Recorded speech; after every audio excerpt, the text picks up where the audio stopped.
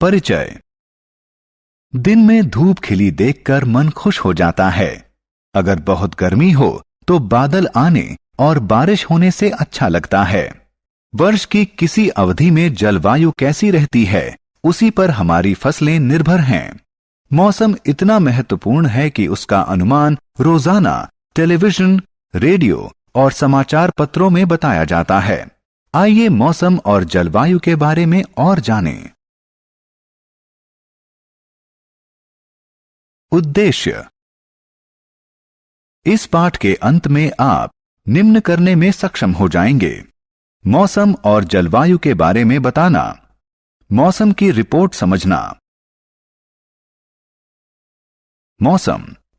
आपने कभी देखा होगा कि सुबह धूप निकलने के बाद अचानक बादल घिर आते हैं और तेज बारिश होने लगती है, या तेज बारिश कुछ ही मिनटों में गायब हो जाती है और चमकती धूप निकल आती है। इसे ही मौसम बदलना कहते हैं।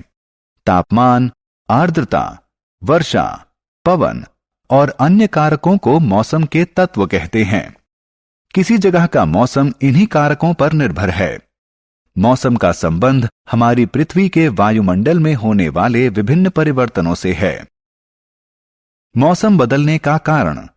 मौसम इतनी जटिल प्रक्रिया है कि यह बहुत थोड़े समय में अपना रूप बदल सकता है।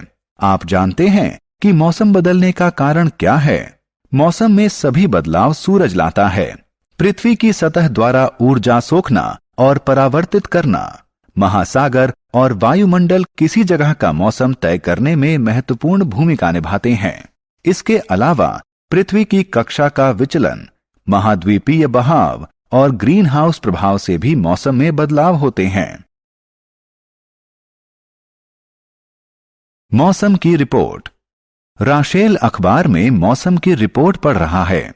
आप भी मौसम की रिपोर्ट देखिए। रिपोर्ट में आप देख सकते हैं कि तारीख, महीना और दिन तालिका की पहली पंक्ति में है। दूसरी पंक्ति में उस दिन का मौसम बताया गया है। तीसरी पंक्ति में दिन का न्यूनतम और अधिकतम तापमान दिखाया गया है।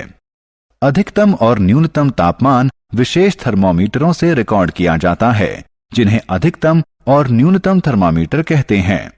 तालिका की चौथी पंक्ति में सापेक्ष आर्द्रता बताई गई है।